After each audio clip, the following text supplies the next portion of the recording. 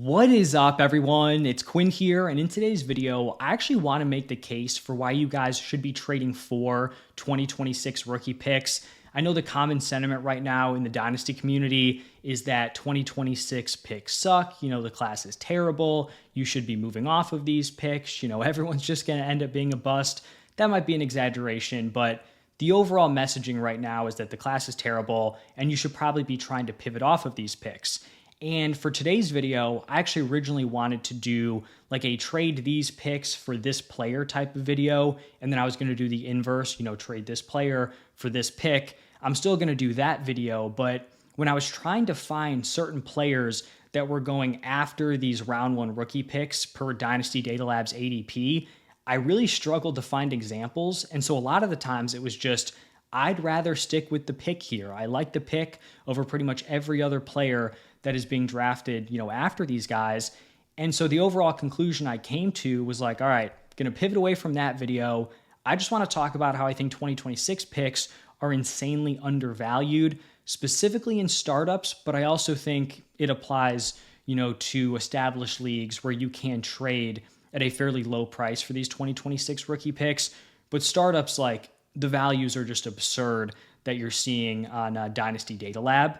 I also want to make it clear, I am not making the case that this class is good. I don't think it's a good draft class. I think it is definitely below average, but that also doesn't mean that the picks still aren't undervalued. It's not like every year, the 101, 102, 103, 104, 105, 106 all have the same ADP slot. And, certain years it's good to pick them there because the class is strong. And on bad years, you don't want to pick it there. Those picks, change in value based on the perception of the class. And so I just think the value is dipped too low on these picks. I think they're a value at this point. Like I talked about, the public perception is this is an all-time bad class. We should have just a fire sale of rookie picks. And I think typically in the Dynasty community, people tend to be overly optimistic about rookie classes where maybe they're a little bit too high on certain prospects, or maybe they're too optimistic on the draft capital someone's going to get. They're always projecting a plus landing spot. I think this year specifically, everything's flipped. And now people are super pessimistic where they're projecting bad landing spots. They don't think the draft capital is going to be there for some of these guys. I just think as the combine's approaching, the draft cycle is going to continue to heat up. I'm very confident that even if you don't want to actually spend these picks in the draft, I do think these picks are going to gain value. And so even if you want to trade for a pick now or draft a pick now in startups, I think you're going to be able to move off of those picks when your rookie draft starts for a profit. And so in this video, I'm going to be running through some of the players in this class and then also comparing it to recent classes and then also how these picks are valued relative to some of the previous draft classes. And I want to start off by talking about the top 5 in this class, but then also relative to the last 5 draft class. So 2021 through 2026, these are the top 5 players in ADP for all of those classes. For the 2026 class, I took their projected draft capital per mock draft database, and then the ADP, which you can see on the right side of the headshot, that's the ADP for the specific pick slot. So like Jeremiah Love, this is technically the 101. Mendoza slot, 37.1, that's the 102. Lemon 103, so on and so forth. For every other class, 2021 through 2025, that's their NFL draft capital, the actual draft capital on the left side of their face. On the right side, that is the ADP in startups after they were actually drafted. I think it's like a week after the draft for a month. That's what the ADP is pulled from. And I do not think this is a weak top 5. I think this top 5 stacks up fairly well with some of the projected draft capital to these other top 5s in previous years. You have that, elite blue chip 101 in Jeremiah Love. We saw that last year with Ashton Genty. We saw it in 2023 with Bijan Robinson at the running back position. 2024 and 2021, you also had the clear-cut 101s, but they were quarterbacks with Caleb Williams and Trevor Lawrence. 2022 is really the only class in the last 6 that didn't have that blue chip guy. Like Breece Hall was the clear 101 in that class, but he was like an early round 2 running back pick. He was not a top 10 pick like Genty or Bijan, and he's not projected, like Jeremiah Love is projected to be a top 10 guy.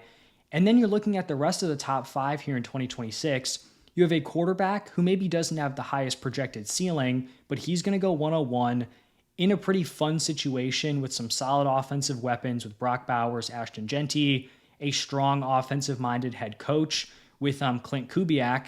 And then you have 3 other wide receivers that are all in the mix to go top 10. Now, it's unlikely all 3 end up getting drafted top 10, but if 2 of these guys go top 10, another one goes top 15, like that is a really strong core in the top 5 of 2026 rookie drafts. And I think just based on the perception of the class as a whole being weak, these picks end up being undervalued, where you can see the 102 is going early round 4 in startups. You know, the 103 is going late round 4. The 104 is going in round 5 of startups. The 105 is going in round 6. To me, there's just too much of a discount there when this is not a weak class. You look at a guy like Rome Odunze, right, who went 9th overall in his class, good wide receiver prospect, you know, not a flawless prospect. He was a 3-4 turn guy. I think you're going to be looking at Carnell Tate, Jordan Tyson, Mekhi Lemon. I think those guys are going to be in a similar range, but right now those picks that could get those guys, the 103, 104, 105, are just very undervalued. So that's my first point here. Despite the class as a whole being weak, the weakness is not in the top 5. And if there is just like an overall fading of the entire class, this is not a range that you should be fading. The 105 is very, very strong. And I'm not saying it's better than all of these recent years. Like I think 2021, if we're just looking like on paper, prospect-wise, I think the 2021 top 5 is better. 2022, definitely not. I think 2023 is a little bit better. I'd say 2024 is a little bit better. I think 2025 is honestly kind of comparable, but either way, it's not like 2026 is getting, you know, completely blown out of the water here. So that's my thoughts on the top 5. Let's move on to the rest of the 2026 round 1 picks. So we talked about the top 5. Now let's look at the 106 through the 112. Now there's a lot going on here on the screen right now. I'm going to try to explain it to the best of my abilities. So we've got the last 5 draft classes, 2021 through 2025, and then we have the 2026 projections. So on the left side here, you have the draft pick. This is their rookie pick. So 106 through 112 for all these classes. Then you have the player's name. Then you have the NFL pick, which is their NFL draft capital. So round and then pick. And then their year 1 ADP was their startup value pretty much a month after they were drafted. And you have this for all these classes. And then for 2026, similarly to what I did in the top 5, these are more so just for the selections, but I wanted to put players' names to those positions. So I slotted in players and then their projected draft capital per NFL mock draft database, and then where the picks are actually going. So instead of like Jonah Coleman going at 75.9 in startups, it's actually the 106 that's going there, but these are the names that are in that range. And as you can see, like this is not a strong 106 through 112 in this class. When you look at a guy like Jonah Coleman, who could be the potential 106 this year, this is a running back who's on the fringe of like the 2-3 turn in the NFL draft. You compare that to 2021, where you had an 11th overall quarterback with elite rushing upside in Justin Fields. Once again, try to detach the actual like results of these players versus what they were as prospects. Even in that same class, you had a Travis Etienne, Javonte Williams. Like these are better running back prospects with much better draft capital that are getting picked at the 107, 108. You might have to spend the 106 on a guy like Jonah Coleman. You look at 2023, you had JSN as the 106. 2024, it was Brock Bowers. 2025, you had Cam Ward, Quinshon Judkins, better running back prospect, better draft capital, was going at the 107. The 106 is very weak this year, but I think importantly, we want to point out how these picks are actually being valued, because you can see the 106 in 2021 was valued at an ADP of 34.4. In 2023, it was 35.9. In 2024, it was 44.5. 2025, 45.0. Jonah Coleman, or the 106's ADP, is all the way down at 75.9. When we look at these last 2 draft classes, 2024 and 2025, every single round 1 pick is valued higher from an ADP perspective than the 106 in this year. And so maybe if you finish this season, with the 106 in rookie drafts, that's unfortunate, but that's not what we're looking at here. We're looking to actually trade for these picks. You don't actually have these picks on your roster. We're looking to trade for them. And so when we look at the 106 this year, it's pretty much valued as like an early round 2 pick in some of these last couple of drafts. And when you consider it that way, it seems a lot more interesting, right? You look at a guy like Caleb Johnson, who, got worse draft capital than Jonah Coleman's projected this year. Personally, I prefer Coleman as a prospect. I was never high on Caleb Johnson, but you might feel differently. But these are guys that are now going in a similar range. When you're looking at some of these other classes, or even some of these other players, right, like a Denzel Boston, Casey Concepcion, the 107, 108, you might have the opportunity to get a round 1 wide receiver in this range. You look at like 2022, that's the area where you were drafting a Sky Moore, a Christian Watson, relative to ADP. And so I think from that perspective, it makes it a lot more palatable. And I think the prices are just better. You can't just compare, this year's 106 to last year's 106 and say, oh, it was way better last year. I don't want this year's pick, because they're not equal value. So I'm not even, screaming from the rooftop saying you should be drafting these like 106 through 112 picks. Because like I said, it's not a super strong range of the draft. But if you're, paying early round 2 prices from like the last 2 years for the 106, I think it's a lot more reasonable, because these players like slot in pretty fairly at those values in startups. Now let's look, this is kind of just to farther, make this point. So 2026 picks, their projected ADP range versus the 2024, 2025 class. I feel like this is easier to compare. So you can see here the 106, Jonah Coleman. He is behind the 112 from the 2025 class. He's behind the 111 and the 112 from the 2024 class. Denzel Boston is behind the 203 in Trey Benson from the 2024 class in terms of ADP. The 201 from the 2025 class. When you're looking at the value of Denzel Boston kind of compared to Matthew Golden, to me, that seems like a pretty reasonable price. I think both of these guys I actually probably like Denzel Boston more as a prospect. I was never super high on Matthew Golden, but they're getting similar draft capital or projected draft capital, and I don't think either of them are super strong like round 1 wide receiver prospects. You look at a guy like Kenyon Sadiq, who right now is projected 109. Like, he's in the same value range as a Jaden Higgins from last year, a Cam Scatabo from last year. You look at a Ty Simpson with like potential round 1 draft capital. He's in the mix with like Michael Penix, which maybe you say that's weird because Penix had much, better established draft capital. But you have to remember, like, his path to starting was so uncertain with this ADP baked in.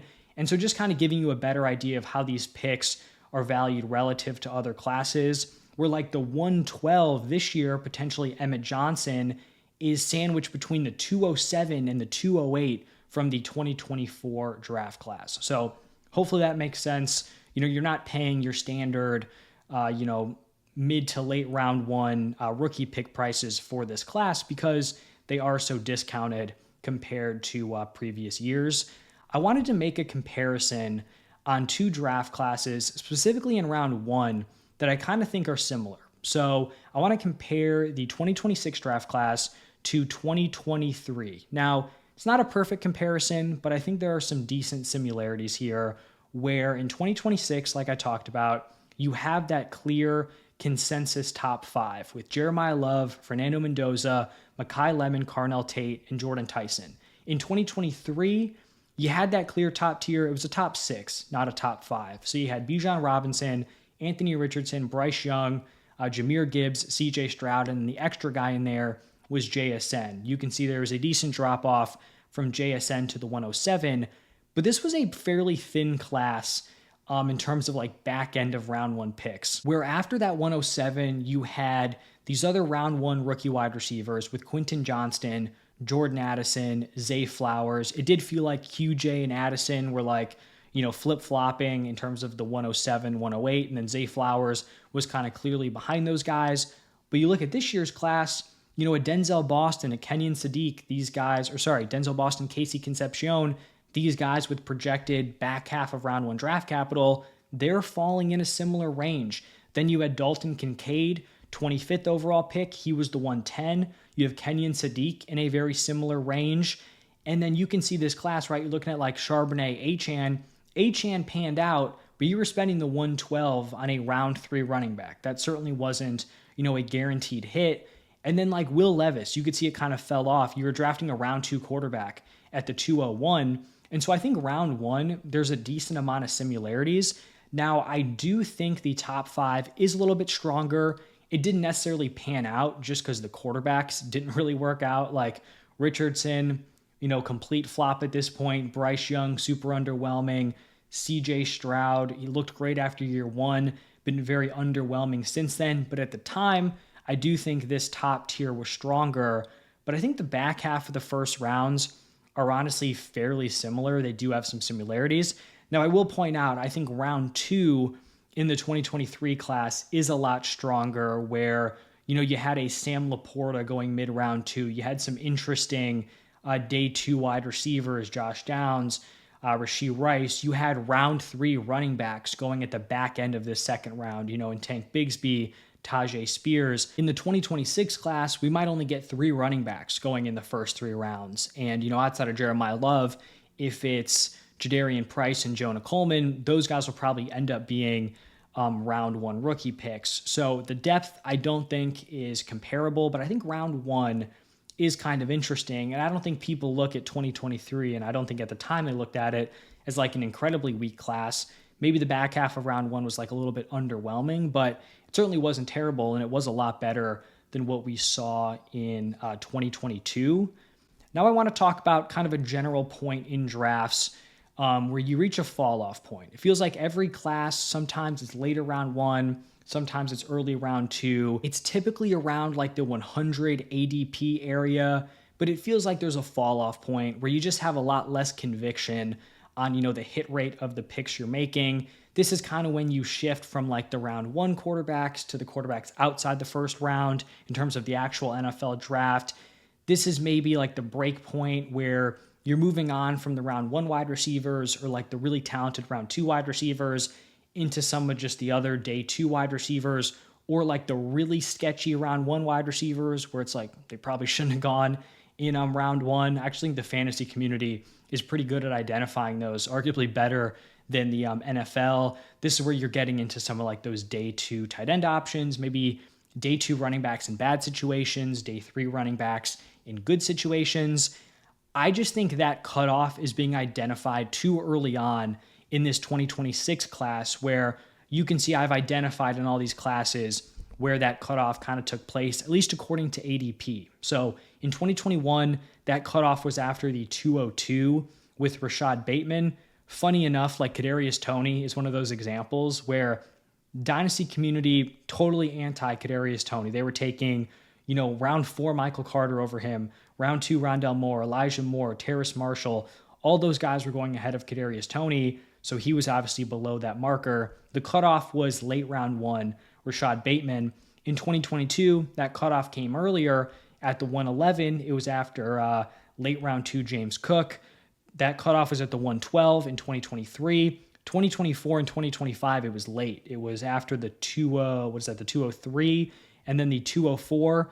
This year, as of right now, according to rookie picks, that cutoff is expected after the 109. I just don't think that's going to stick. I'm fairly confident that all these guys in that top 9 are going to retain top 100 ADP.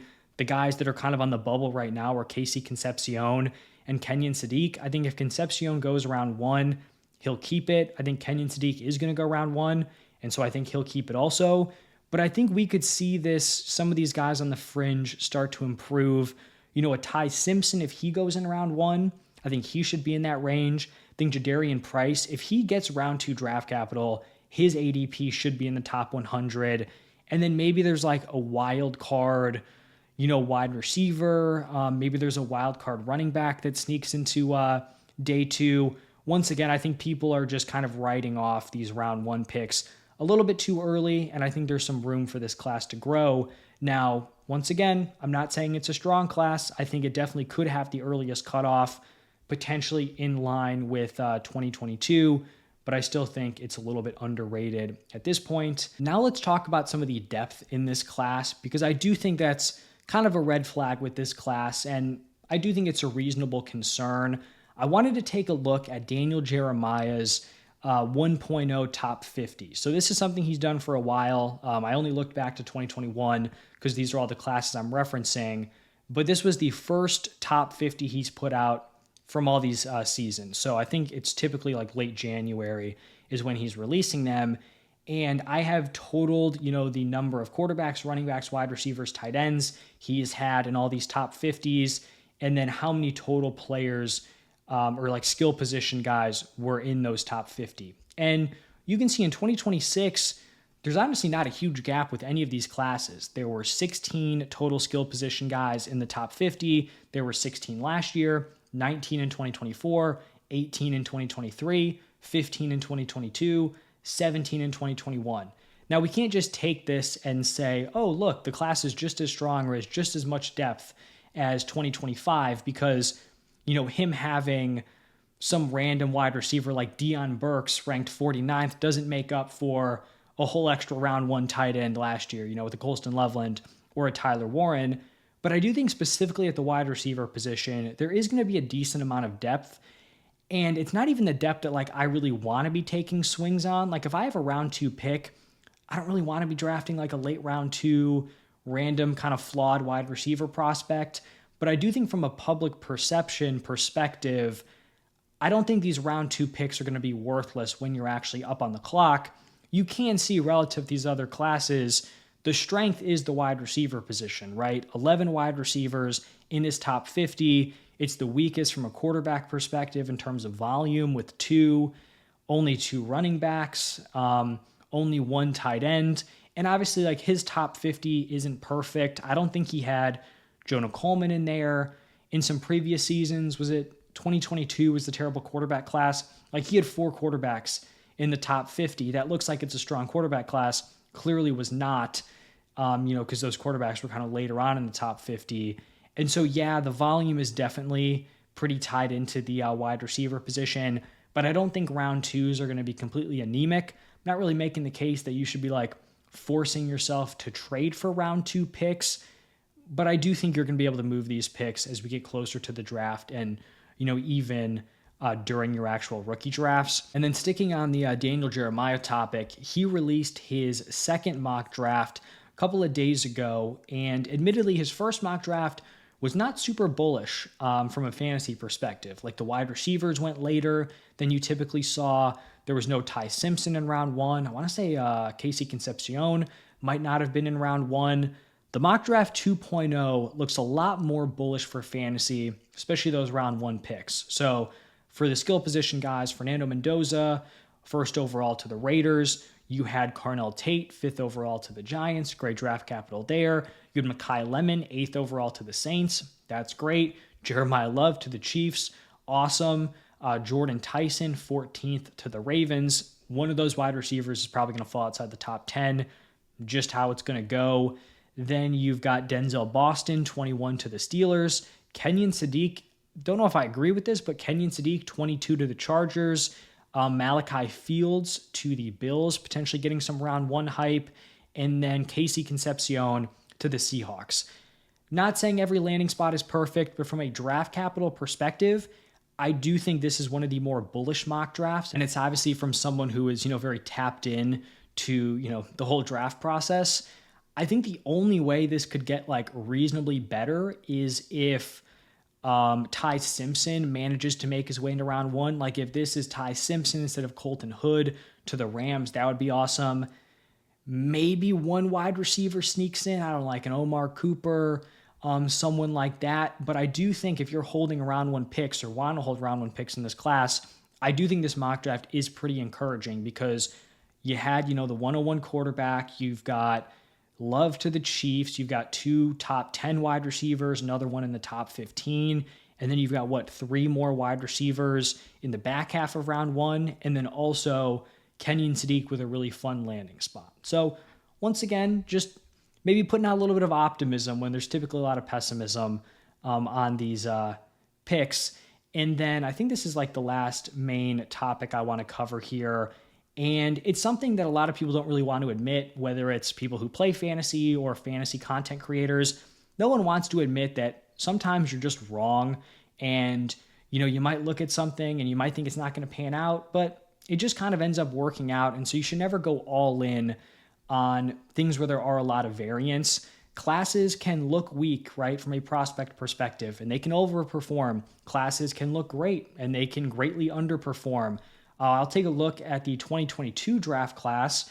This was not a class that looked really strong, especially for fantasy. I mentioned it earlier on. It was like the only class since 2021 that didn't have that blue chip 101, right? You look at the ADPs, not strong relative to other classes. Breece Hall was the 101. You had like Drake London, Kenneth Walker. They weren't even getting a ton of respect as like top prospects from like a startup perspective. But when you're looking at a lot of the picks here, like in round 1, there weren't a ton of misses. Like Treylon Burks, he was a miss. Kenny Pickett, Sky Moore, those guys were misses. But outside of that, Breece Hall, Drake London, Kenneth Walker, Garrett Wilson, Jamison Williams, Chris Olave, Christian Watson, he was kind of hit or miss, but turned it around at this point. James Cook, George Pickens. That's not a bad round 1. I know the quarterback position is just non-existent within this class, but that's not terrible.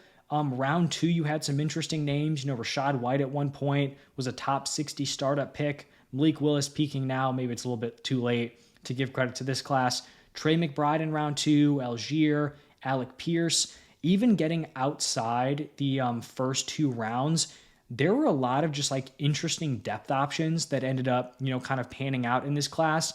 Not even saying that all these guys are still valuable, but there are at least windows where you could have potentially sold these guys. Wan'Dale Robinson, 302. Zamir White, obviously he did nothing as a player, but he got to a fringe top 100 ADP heading into year 3. Brian Robinson, he was serviceable for a couple of years. Khalil Shakir.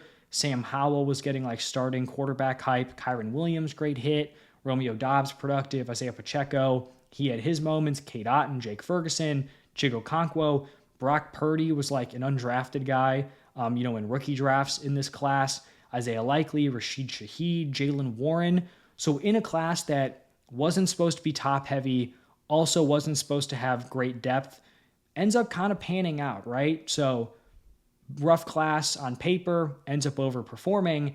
Then we have an example of a class that looked unbelievably strong and has really kind of underperformed, and that is the 2021 draft class. And if you could just like detach the names from this, and you're just kind of looking at the archetypes of players and the draft capital they received, like this class truly looked incredible. At the 101, you had this, can't miss quarterback prospect, dual threat, had some rushing upside, ultra productive in college. Trevor Lawrence, he's your 101.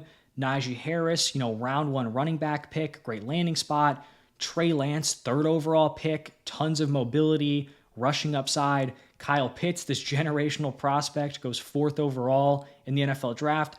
Jamar Chase, insane wide receiver prospect.